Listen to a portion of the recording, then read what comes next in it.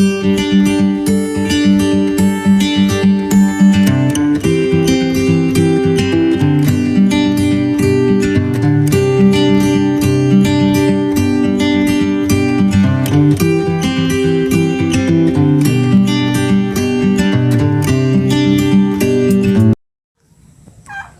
heto nga po mga kabukid, I'm back.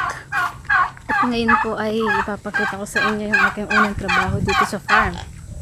Ito po mga kabukid, ipapakita ko po yung aking mga halagang hayop. Ito po mga kabukid, yung piggery na aking pinagtrabahoan, native pig. Ayan po. Dati po, wala pa po yan, hindi pa yan steel matting. Pero nadatnan ko na po naka-steel matting. Ito po yung aking alagang mga baboy, native pig.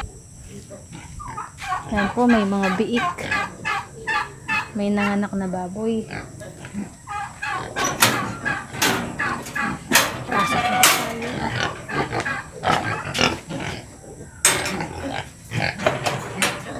So, ito nga po mga kabukid. Ganda po ng effect. Ayun po yung isang effect ng aming ginagawang input dito mga kabukid. Ayun po, oh. Kapapansin nyo po yung dumi, may amag. Yun po yung cause ng epekto ng paggawa namin ng indigenous microorganism sa dumi. So, madaling nako-compose yung dumi. Yun po yung isang trabaho dito, magawa ng mga inputs, organic inputs, mag-ferment ng feeds. Nagkukuha po ako ng mga dahon-dahon, forages, piniferment ko po, tapos pinapakain po namin sa mga baboy. Meron din po kami tinatawag na naturally fermented feeds. Pinapakain na meron po kaming fermented booster, fermented growers, para sa mga growers, sa mga inahin. Meron din po kami para sa mga fatteners. So, ayun nga po, sa ngayon, ang putik-putik po ngayon ng farm. Yun po, oh, dahil sa maulang, ilang araw na maulan. So, ano po ba yung mga ginagawa ko sa farm? Nagpapakain din po ako ng mga manok. Ngayon po kasi medyo wala na po mga manok. Tapos, naghalaman din po ako, nagtanim ng mga halaman, naggawa ng mga organic spray, mga CJ, FFJ. Yun po. At ano pa po?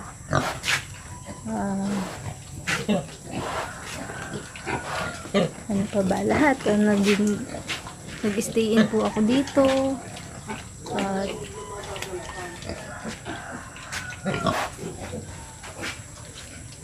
ano pa ba yung ginawa? Lahat po. Marketing, grafting, vermiculture. Wala yung isang baboy.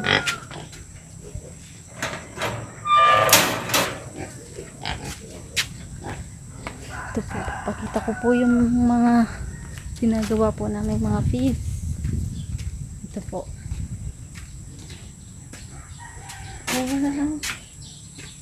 Yung ginagawa namin feeds.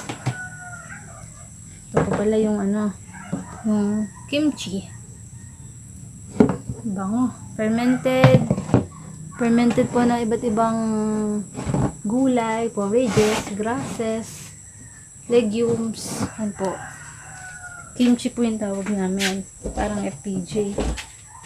Tapos, saan ba yung feeds? Tignan po natin. Ang dami pa kimchi.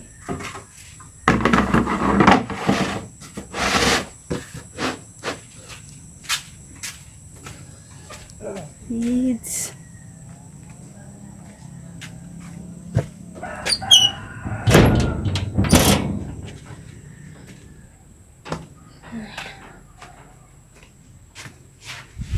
Nandun na yata sa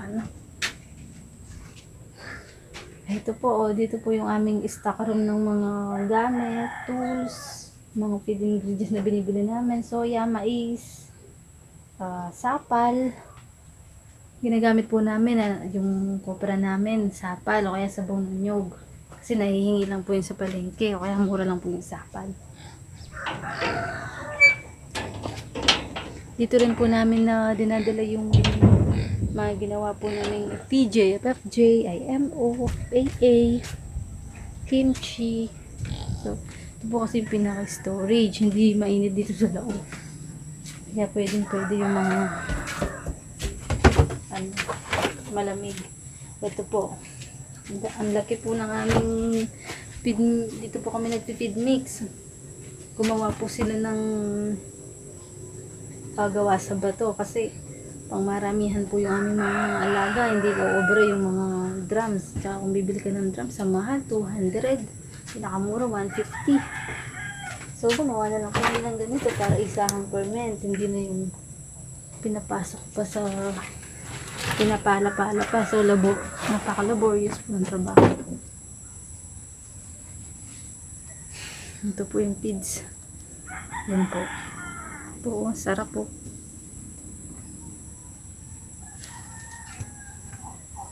Yan po yung feeds.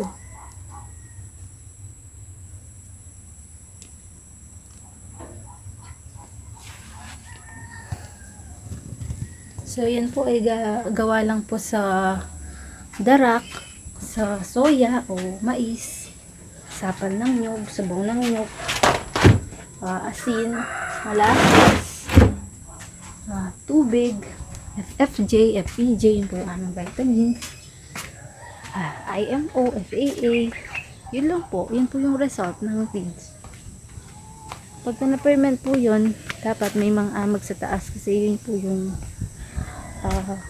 kagandahan ng IMO. May mga good bacteria na makikita. Hugas lang po ako ng kamay.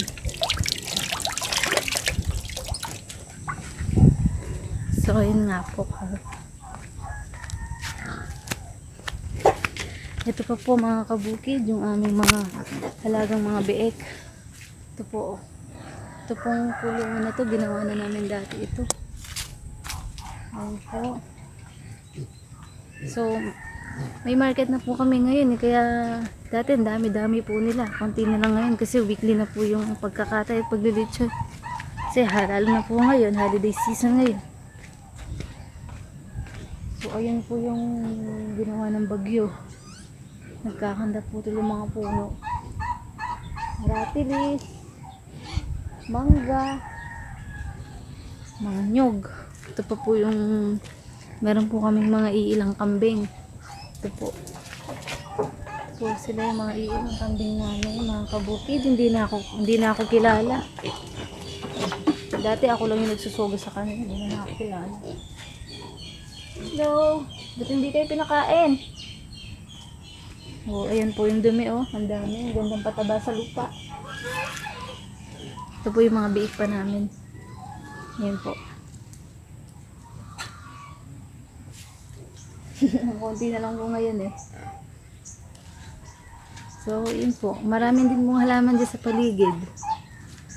Marami na po kaming tanim dito. Malaki na po ngayon.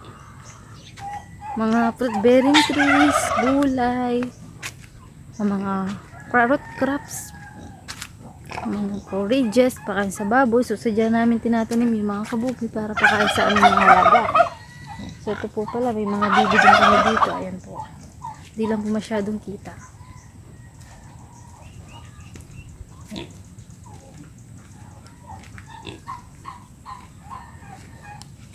Po may mga bibi po kami dyan. So ayan po. Sobrang dumi din po ng kulungan dahil sa bagyo hindi pa masyadong maasikaso. Naman po yung mga pabo. Ay,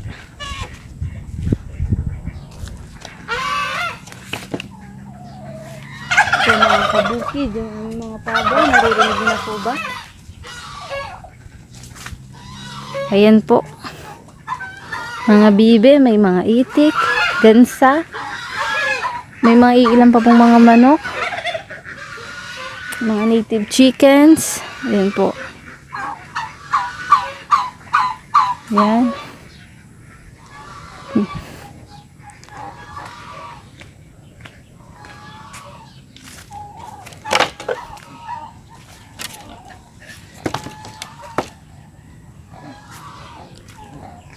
Ito pa po mga kabukid yung aming mga alagang baboy. Ito po, ang alaga namin mga baboy. Ayan po, under pre-ranging area po ito. Nakabakod lang po ng malawak para hindi sila masyado makalayo kasi wala pa po mga bakod dito. Pero may mga ilan po nakawala. Hindi pa siguro napansin ng mga nagtatrabaho. Yan po, meron kaming barako dyan, yung sinegro. Wild na wild. Mahaba na po ng pangil nun. Purong native. So yan po, meron din po kami mga baboy sa ilalim ng mga puno. So hindi na kailangang linisin pa, damuhan sa ilalim ng puno. Yan po yung benefit ng mga native pigs. Kumakain lang sila ng damo. Nililinis talaga din yung paligid. At the same time, nagpapataba ng puno. Kasi dumi nila yung nagsisibing fertilizer. Yan pa po. Sa ilalim naman. Mangga. So, dito po ngayon mga kabukid, nandito po tayo ngayon sa highland, kung tawagin. Kasi po yung farm, meron po siyang highland, midland, meron din pong lowland. So, nandito po ngayon tayo sa pinakataas. Nandito po yung mga livestock natin, mga poultry. Sa midland, dun pa po yung forest pa po yun, hindi pa po masyadong develop. Yun naman pong lowland, yun po yung mga gulayan natin. Pero dito po meron ng ilang gulayan. Kasi kung pupunta nga naman doon pa sa baba para lang maggulay, medyo nakakapagod. Kaya malawak pa naman po yung space. Pwede pa namang magtanim. Kaya bakit di po magtanim tayo? Ayan po. May mga turmeric. So, marami pong mga tanim. Meron din yung mga tanim na gabi.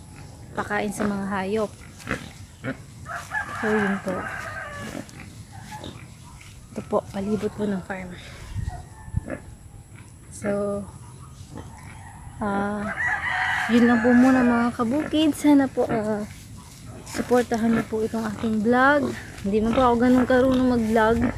Pero, pinupush ko po makapag-vlog para maipakita sa ibang kabataan na ako po ay nagpa-farm talaga. At ang ganda po na mag-farm. So, nakakawala po ng stress. At totoo lang. Lalo na po dito, oh. Ganda ng view. Oh, ganda ng view. So, huwag na mong isipin na iitim. So, nakakakaan ng balat, kung ano pa man. Ang sarap po talaga mag-farm. Based on sarili ko po. Ewan ko lang siguro, meron din kanya-kanyang mga ano yung tao, pananaw. Kasi pananaw ko talagang happy talaga. Happy farmer. At happy farmer po ako.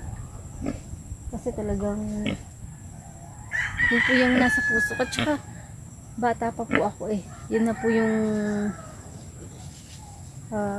pinupurso ko talaga na maging isang farmer.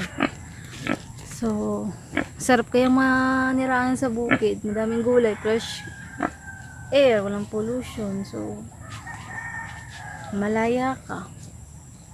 Tahimik. Malaya sa mga chismis. So, yun po, yun yung sarap na nasa bukid. Tapos kung meron pong mga rest house, so napaka-refreshing po. Relaxing po ng lugar kung nasa farm. So, yun lang po mga kabukid. Sana po, huwag niyo po kalimutang i-like, i-share, at higit sa lahat mga kabukid ay subscribe. Yun lang po. Maraming salamat po.